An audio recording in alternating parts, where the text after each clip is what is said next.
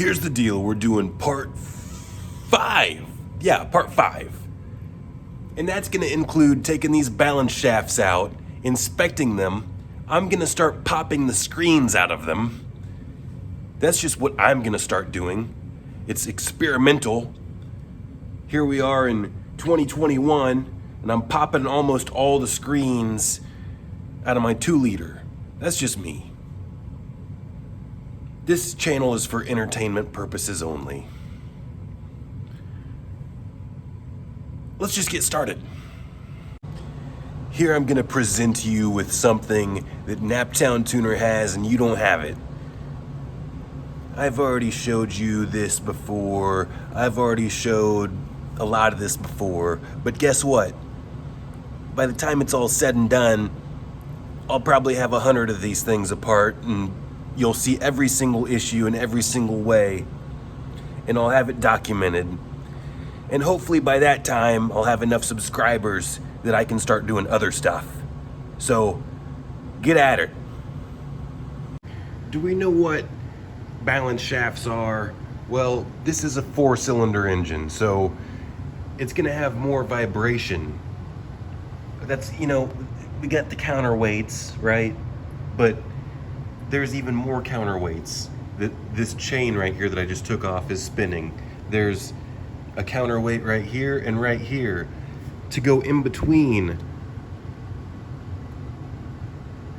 and try to balance out, if you will, the rotational turbulence, right? So, we have to take our T30 out. This would be our exhaust side.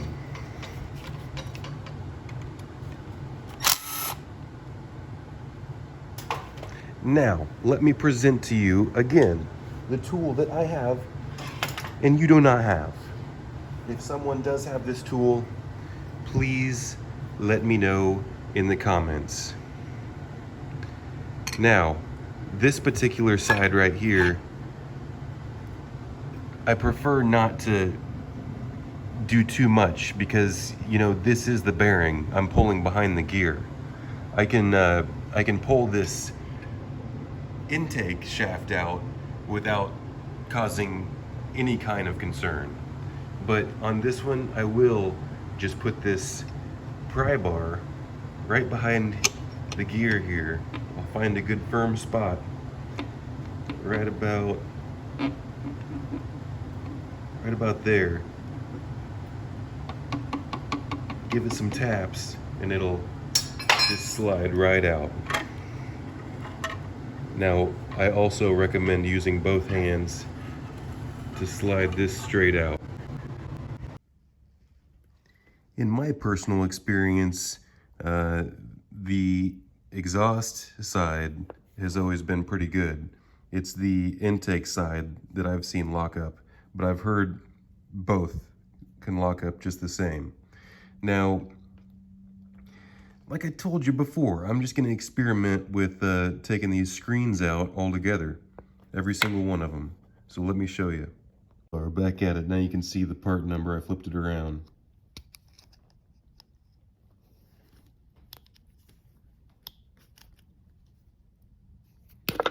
Well, those things are in there. All right, might have to go dominant hand.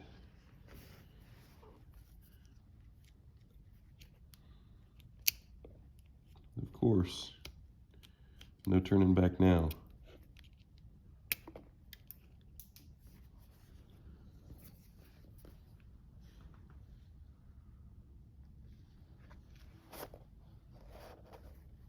Don't want to get that in the engine.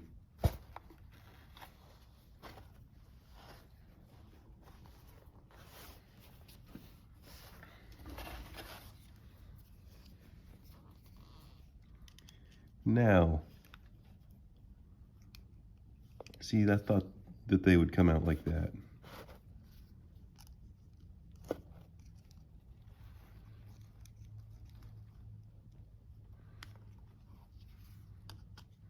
Much better.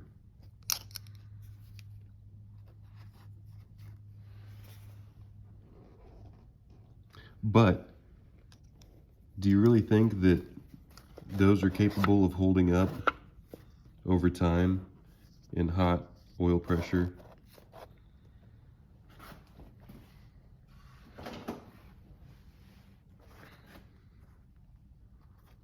Because I've seen them come apart. These little tiny screens, right? They're very brittle. Let me...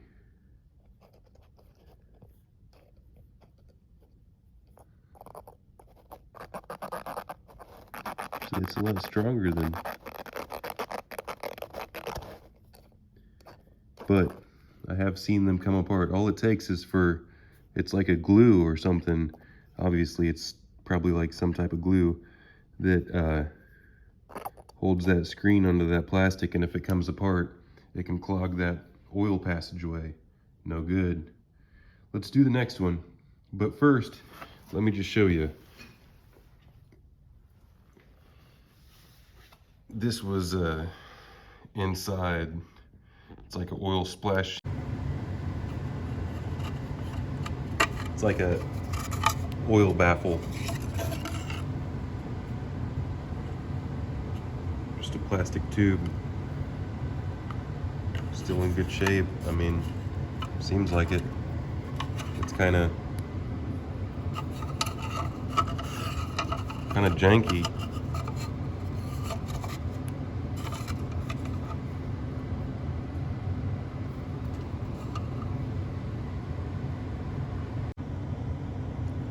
So if you'll notice, we have a bearing surface here and then a bearing surface back there. And that oil baffle that I showed you has to go behind that bearing surface, right? So you have to push it back up in there, and there is a spot for it to sit. So delicately take care of that before you try to jam this balance shaft in, but we're all ready for it.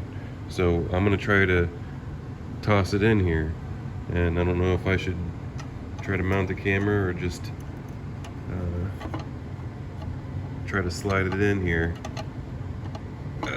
It's heavy, kinda. All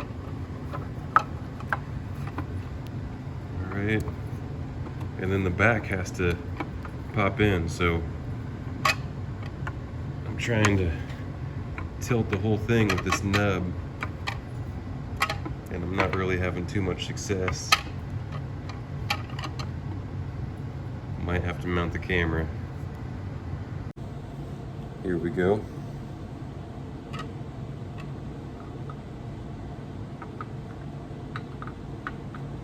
Just has to go straight back, and then once you feel it kind of center in, then you can try to kind of wiggle and push it back.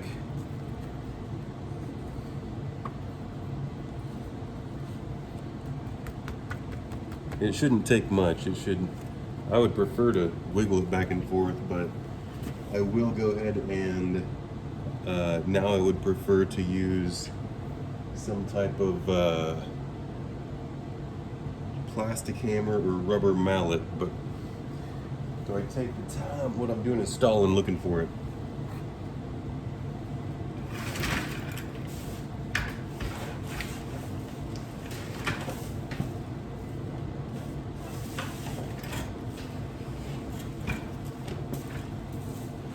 Well, I found a brass hammer. We're just gonna tap her in home with this.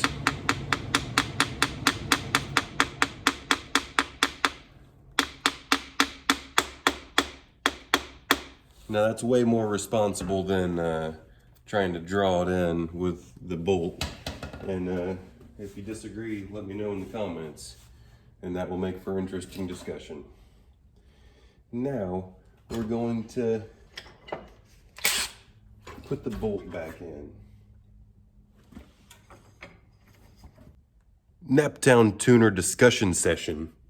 I was tapping on the very center here. Is that not the bearing that goes all the way through?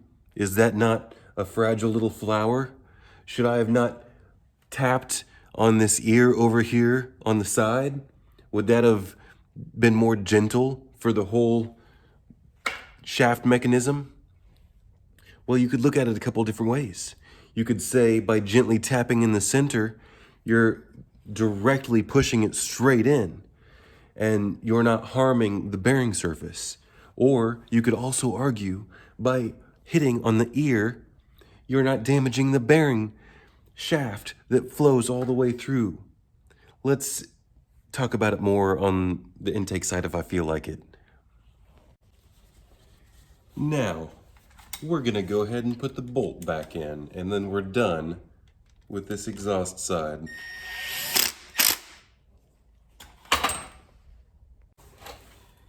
To check out this old intake side, you know, if you've seen any of my other videos, I showed you once already, but I'll show you again and probably many more times.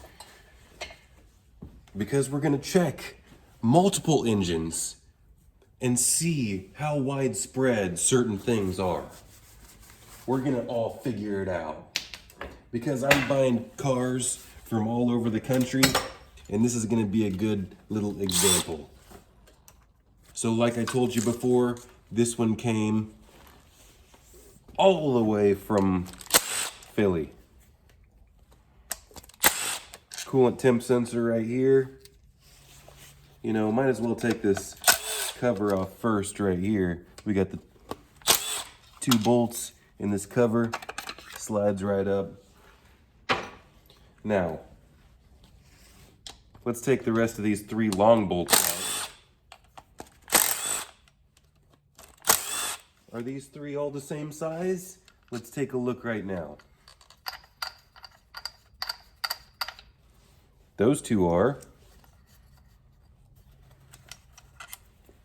Those 3 are. Yes, we have all 3 of the same size. And then these 2 going in to the coolant temp sensor are the same size. And for some reason that one grabbed my attention, but I just keep this one in the same spot because, like I like to remind people, this bolt right here, if you try to put a longer one in, it'll pop this knurl out of this plastic and then you'll break your water pump. So when we have all the bolts out, now we can just wiggle it. I mean, we don't need to put a tool behind it or anything. We can just wiggle it and it'll come right off. Now, I still have a perfectly good water pump right here. It has not failed yet. As far as I know, it's still perfectly fine. Do I spend a bunch of money and replace every single water pump or replace every single part that could fail? You know, this is pretty high up there on the list, but you know, there's only so much money that you can do on a car before someone won't buy it. So that's another debate that I'll get into in a future video. And we'll dive into how far do you go on an investment car? And then how honest do you be when you sell it, right? Let's move on to getting this balance shaft out. Look at this thing. We still have a belt and a gear on it. You got good views? So this part's a little bit tricky for you to see both sides, but first of all, there's a plug, what we would call a freeze plug back there. And what I'm gonna do with that freeze plug is, I'm just gonna take, since it's on the stand right here, I'm just gonna grab my hammer again and just pop this freeze plug right out. I'm just gonna, first off, this is just a long chisel here, right? I'm gonna,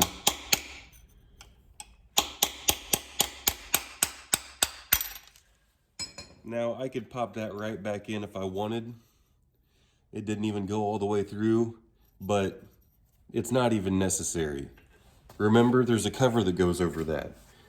So this is weight reduction. If you disagree with that, if you tell me a very fancy reason that that plug needs to be installed, of course, we'll listen. Now let's keep this, you know, it might even be a smart idea to, because you can't ever get this perfectly clean, to put a piece of masking tape over this oil filter area so that you make sure that you don't get any crud in here. If I had a piece handy, I would do it, but for now, I'm just cleaning it up as good as I can. And now there's a 12 millimeter on the back right here. This is a reverse thread to get this bolt out. On the front here,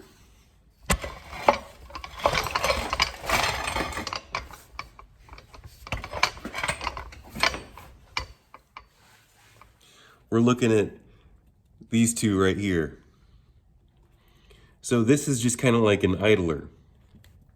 But we need this on here to counterhold to get our bolt out of the back. So what I'm actually going to do with this is I am going to gently hold this with a pair of pliers, but you don't want to hurt anything or mar anything up. There's a few different ways that I could hold this, and that as you'll see, that bolt is really not that big. And you could argue that I should have done this beforehand or whatever, but whatever, this isn't going to hurt anything. So I'm going to come up with something to hold that real quick. And so as you can see, I'm just going to grab my skinny Nipex pliers, and it don't got to be perfect. I'm just going to throw them in here like this right here. See? And then it's going to hold enough of this outside chain gear that's all I got to do. Now, let me flip it around and show you, because I can't really show you both sides of the engine at the same time. I popped that cover out, that what we call a freeze plug.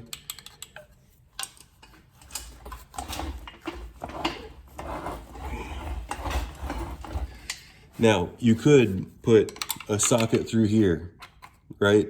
But there's not much right here, but this wrench, you see how it has a shoulder on it? That is not standard, right? Most of your wrenches don't have a shoulder on them. But if you do have the shoulder wrench, you can stick it on here and just wrench it off. So I'm going to apply the pliers just like I showed you, and then we're gonna try to tighten this bolt right here. So remember, why would we try to tighten this bolt? I told you it was reverse thread. So now that it's loose, we can take those pliers off, and nothing slipped. It didn't slip whatsoever.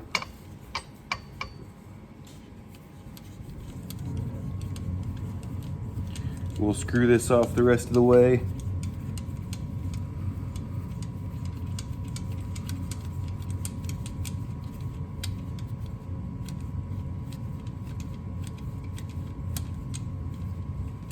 It's a long-winded bolt there.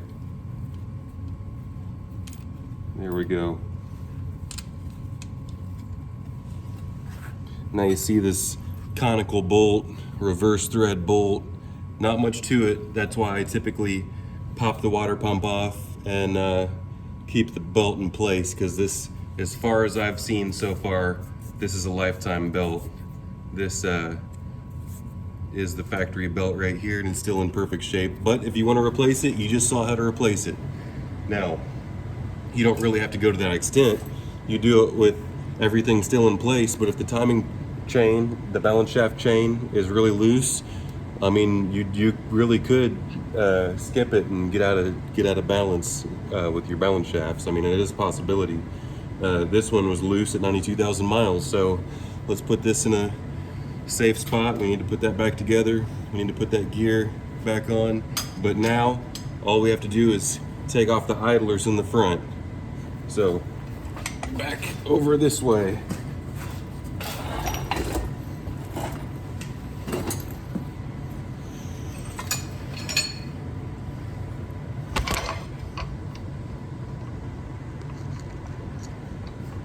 So we're just going to zip this tin off.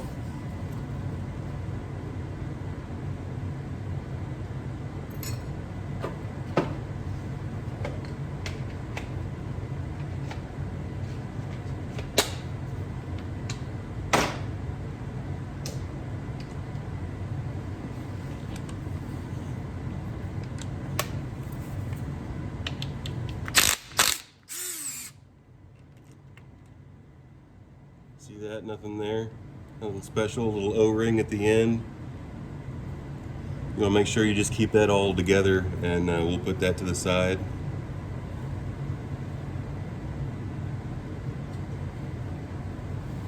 Now we have our T30 again.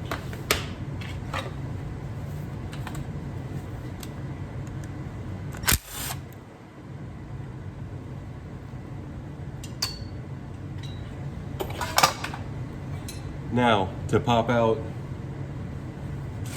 this intake side, we have a nub sticking out over here, and we can just simply just barely tap it, and that'll start it out. Now there is a little seal back in here, so you don't want to push too hard or damage or push through to that seal. I'll go ahead and show you real quick.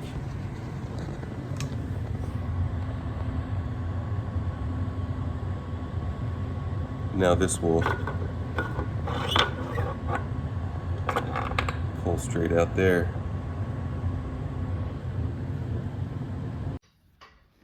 And here's the intake balance shaft.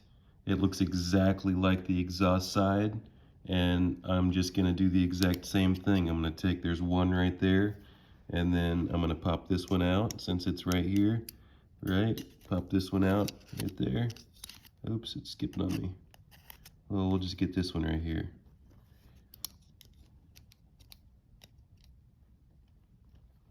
And there we go.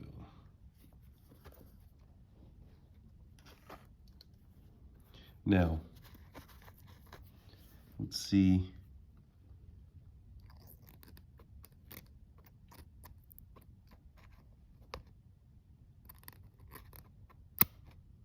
That one held up pretty well as well, you know, it's staying on there pretty good. But should I have even messed with it? Both of them were perfectly fine.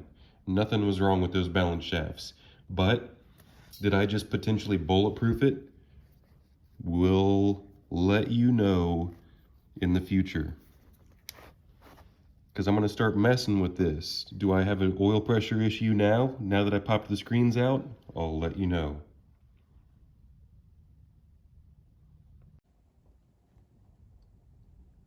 Now on this intake side, now that the screens are popped out, I'm just gonna take it right here, and I'm just gonna try to put it in there as straight as I can. And it'll kind of help me once we get to that spot right there. Now is when you kind of need to. So really this one's easier to push in. It's kind of self-centering. You see there's the screw hole down there, so you have to align it and then just kind of give it a little push and wiggle, and now it's ready to put the bolt in because it's all the way seated.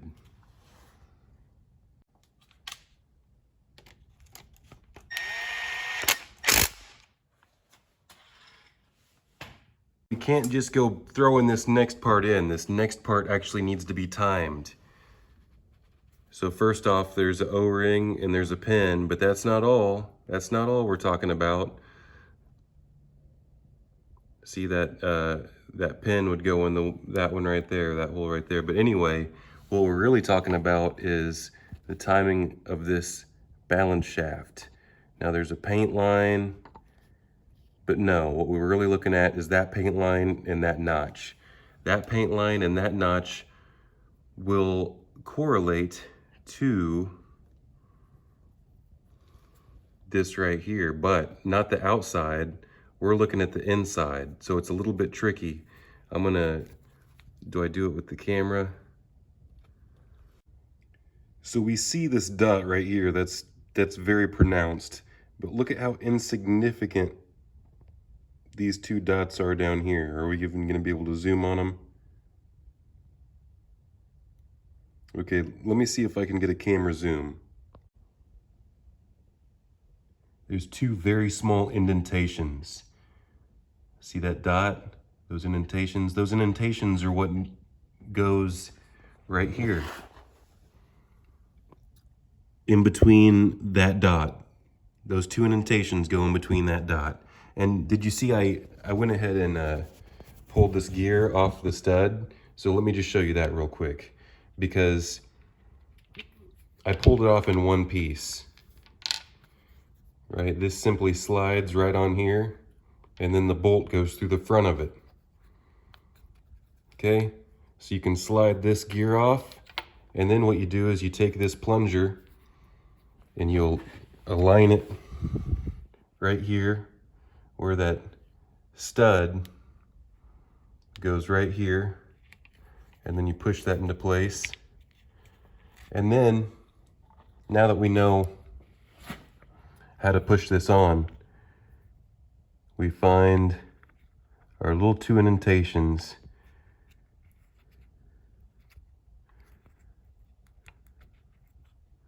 Right. You see that? Right in between those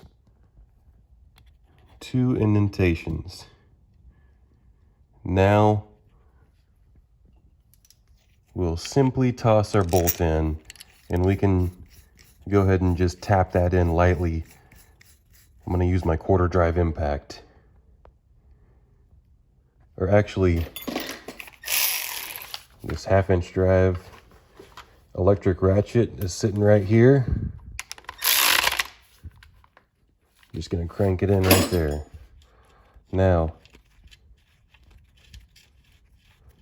you want to make sure that everything is free and easy with it.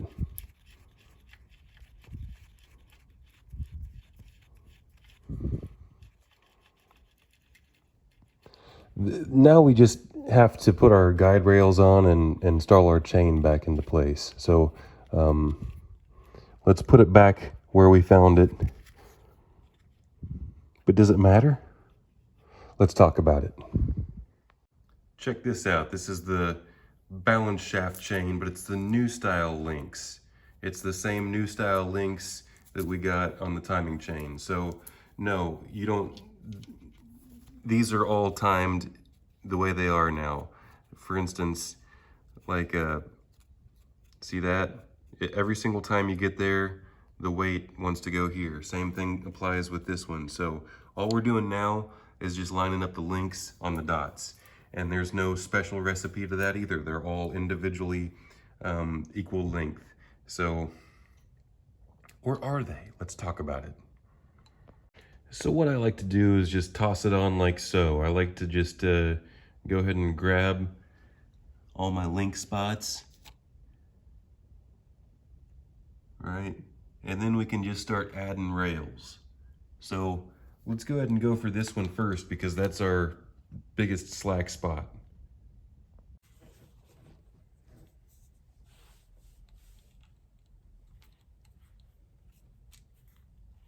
If you'll notice, there actually is a hole in there, and that goes right where that piston is for the tensioner. And it would appear that this tensioner gets oiled. Let's take a look at that because I've never really scrutinized it. But before we take a look at that, I'm going to go ahead and toss on this. Oh, look, we came out of time. I'm going to toss these rails on.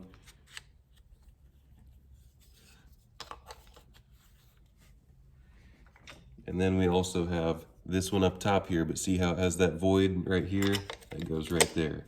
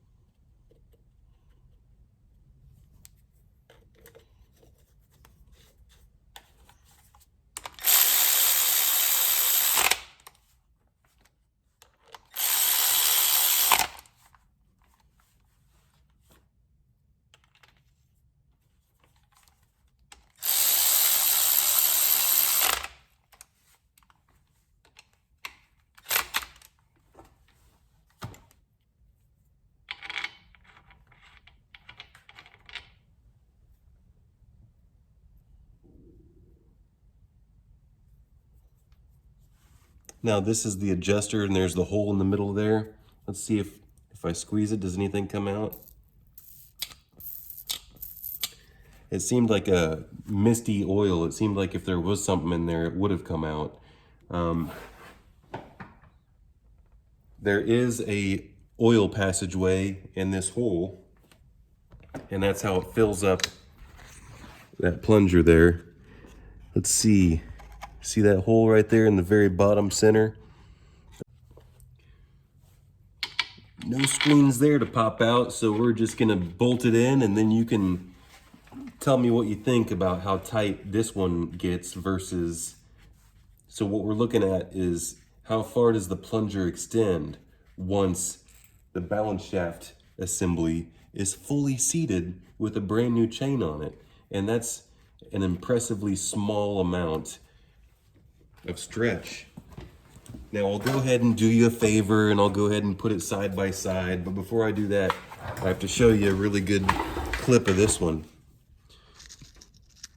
What we're looking at, remember, is this right here. But we can also just take a visual of what this looks like. This is almost, there's a little bit of curve in, but this is almost straight right here. And I'm gonna go ahead and torque this down right now. And not to any specific spec, but to my spec, which would be good and tight.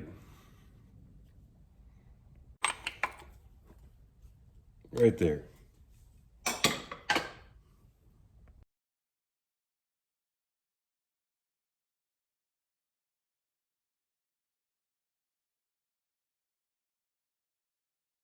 I don't want to put this in the next video, so we still got to strap this belt on for the water pump. Let's go ahead and just toss this on and bolt it on. Remember, this is reverse thread, and this belt has to be underneath this ridge before you tighten it down. So you just guide that underneath like so. And then remember, reverse thread would be you loosen it, which would be you roll it back towards you, left. And we're gonna tighten it with our wrench.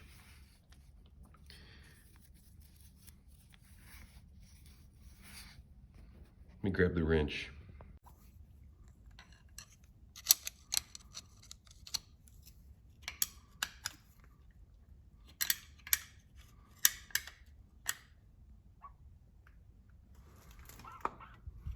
Now, you can get it kind of tight, but you're spinning the whole engine.